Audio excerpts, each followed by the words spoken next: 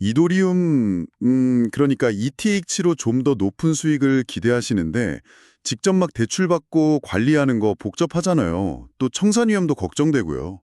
혹시 이런 경험 있으신가요? 네, 그렇죠. 그런 고민들 많이 하시죠? 오늘 저희가 살펴볼 자료들이 바로 그런 고민에 대한 답이 될 수도 있는 ETH2X-FLI라는 디파이 상품을 다루고 있습니다. 맞아요. ETH 가격 변동성의 약 2배를 그것도 자동으로 추종하도록 설계된 토큰이죠.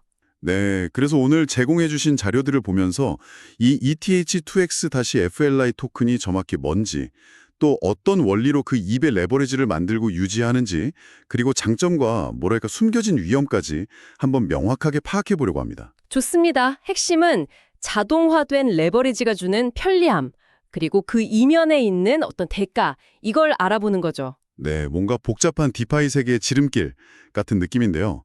그럼 이 스마트 코인 같은 ETH2X-FLI 정체가 뭔가요? 이건 인덱스쿱이라는 곳에서 만든 이더리움 기반 토큰입니다. 이름에 사실 거의 모든 게 담겨 있어요. 이름에요? 네, ETH는 아시다시피 기초자산 이더리움이고요.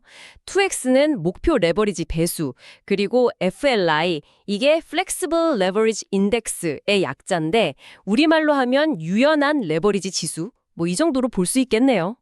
유연하게 자동 조정한다 이런 뜻이군요. 그렇죠. 핵심은 사용자가 직접 해야 했던 대출이나 담보 관리, 재투자 같은 복잡한 과정들을 스마트 컨트랙트라는 자동화된 프로그램이 대신 처리해준다는 겁니다. 와, 그러니까 사용자는 그냥 이 토큰을 사고 팔기만 하면 뒷단에서는 로봇이 알아서 척척 레버리지 관리를 해준다.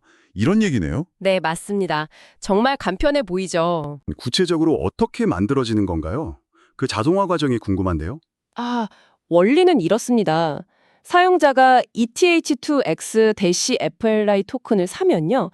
그 기반이 되는 스마트 컨트랙트가 자동으로 ETH를 에이브 같은 디파이 대출 플랫폼에 담보로 맡겨요. 네네, 담보로 맡기고. 그리고 그 담보를 기준으로 이제 ECD 같은 스테이블 코인을 빌리는 거죠. 돈을 빌려서. 네, 마지막으로 그 빌린 스테이블 코인으로 다시 ETH를 사는 겁니다. 아하, 그러니까 제가 처음에 넣은 돈의 대가 빌린 돈으로 산 ETH까지 더해서 결과적으로는 처음 투자한 돈의 거의 2배에 해당하는 ETH 포지션을 갖게 되는 거군요. 정확합니다. 목표는 보통 1.7배에서 2.3배, 혹은 자료에 따라선 1.8배에서 2.2배 사이 그 정도 레버리지 비율을 유지하는 거예요.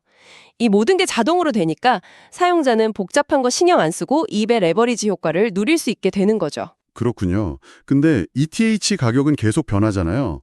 그럼 레버리지 비율도 막 출렁일 텐데 이걸 어떻게 그 목표 범위 2배 근처로 계속 유지하죠? 여기서 이제 자동 리밸런싱 이게 나오는 건가요? 맞습니다. 그게 바로 이 FLI의 핵심 기능이죠.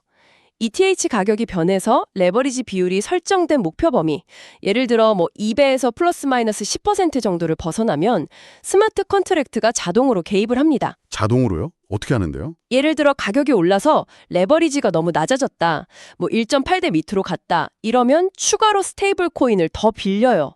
그래서 ETH를 더 사서 레버리지를 다시 2배 쪽으로 끌어올리는 거죠. 오, 그럼 잠깐만요. 가격이 내릴 때는요? 그때는 레버리지가 2배보다 훨씬 높아질 텐데. 그때는 반대로 작동합니다. 가격이 하락해서 레버리지가 너무 높아지면 예를 들어 2.2배를 넘어간다. 이러면 가지고 있던 ETH 일부를 팔아요. ETH를 판다고요? 네, 팔아서 빌렸던 스테이블 코인 빚을 갚는 겁니다. 이렇게 해서 레버리지를 다시 2배 근처로 낮추는 거죠. 이게 좀 재밌는 게 레버리지를 유지하려고 가격이 오를 때 사고 내릴 때 파는 약간 그런 움직임을 보여요. 가격이 내릴 때 판다. 이거 좀 이상한데요? 보통은 반대로 하지 않나요? 이게 계속 반복되면 손해가 쌓일 수도 있겠는데요? 바로 그 지점입니다. 정확히 보셨어요. 이 자동 조정이 계속 반복되면 특히 시장이 막 오르내리는 횡보장에서 조금씩 가치가 갉아먹히는 현상이 생길 수 있습니다. 이걸 변동성 손실, 영어로는 volatility drag라고 부르죠. 변동성 손실. 네. 그래서 기초 자산인 ETH 가격이 원래대로 돌아와도 이 FLI 토큰 가치는 그만큼 회복하지 못할 수도 있는 거예요.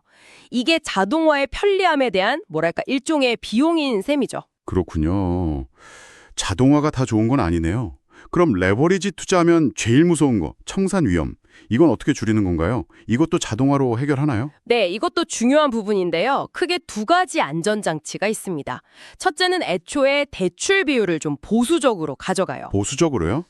담보 대비 대출금 비율, LTV라고 하죠. 이걸 예를 들어 에이브 같은 곳의 청산 기준선이 한 70% 된다면 그보다 훨씬 낮은 40, 50% 수준으로 유지하는 겁니다. 그럼 가격이 떨어져도 버틸 수 있는 공간, 완충지대가 훨씬 넓어지는 거죠. 아, 네네. 여유 공간을 두는 거군요. 그렇죠. 그리고 둘째는 아까 말씀드린 자동 리밸런싱입니다. 청산 위험 구간에 도달하기 전에 미리 선제적으로 부채를 줄여서 가격 하락 시에요. 위험 자체를 관리하는 거죠. 아하, 낮은 LTV랑 선제적 리밸런싱. 이중으로 안전장치를 두는 거네요. 그래도 뭐랄까, 자동화가 만능은 아닐 텐데 갑자기 엄청나게 폭락하거나 하면 어떻게 대응하죠? 물론 100% 안전하다 이렇게 말할 순 없겠죠. 하지만 아주 심각한 시장 폭락이 오면 거버넌스 투표나 자동 감지 시스템을 통해서 더 적극적으로 비상 리밸런싱 같은 걸 발동할 수도 있게 설계는 되어 있습니다. 최대한 즉각적인 강제 청산 가능성을 줄이려는 노력인 거죠. 들어보니까 장점은 확실히 있네요. 복잡한 과정 없이 레버리지 투자가 가능하고 자동으로 관리해주고 청산 위험도 상대적으로 낮고 근데 단점도 만만치 않네요, 역시. 네, 정리해보면 그렇죠. 장점은 편리함과 자동 이함 관리, 단점은 아까 말씀드린 횡보장에서의 변동성 손실 가능성, 그리고 리밸런싱 과정이나 수수료, 이게 연 1.95% 운영 수수료에다가 내부 거래 비용도 있거든요. 이런 것들 때문에 수익률이 정확히 2배가 아니라는 점. 아, 수수료도 있군요. 네. 또 시장이 정말 극단적으로 빠르게 움직일 때는 목표 추종에 오차가 생길 수도 있고요. 그리고 무엇보다 이건 기본인데 레버리지의 본질상 손실 역시 거의 2배로 커진다는 사실. 이건 절대 잊으면 안 됩니다. 네, 그건 그렇죠. 결국 ETH2X-FLI는 디파이 기술을 잘 활용해서 레버리지 투자의 문턱은 낮추고 위험 관리 일부는 자동화한 상당히 영리한 작품인 건 맞는데 그 편리함에는 대가가 따른다. 이런 거네요. 특히 횡보장에서는 손실이 누적될 수 있고 이게 정확히 2배 수익을 보장하는 마법은 아니다. 이 점을 알아야겠군요. 그렇습니다. 이 토큰이 복잡한 걸 많이 감춰주지만 그 자동화된 규칙이 모든 시장 상황에서 항상 최선이라고 인간의 판단보다 우월하다고 보장할 수는 없는 거죠. 그 규칙 자체의 장단점을 이해하는 게 중요합니다. 네, 마지막으로 이 자료들을 통해 우리가 함께 좀 고민해 볼 만한 질문을 던져보면서 마무리할까 합니다. 자, 가격이 오르면 더 사고 내리면 파는 자동 리밸런싱 메커니즘. 이게 만약에 극단적인 상승장이나 하락장이 계속될 때 과연 이게 최적의 전략일까요? 흥미로운 질문이네요. 네, 어쩌면 감정을 배제한 자동화가 때로는 우리가 예상치 못한 결과를 낳을 수도 있지 않을까요? 이런 자동화된 전략의 한계는 어디까지일지 한번 생각해 보시는 것도 재미있는 탐구가 될 것 같습니다.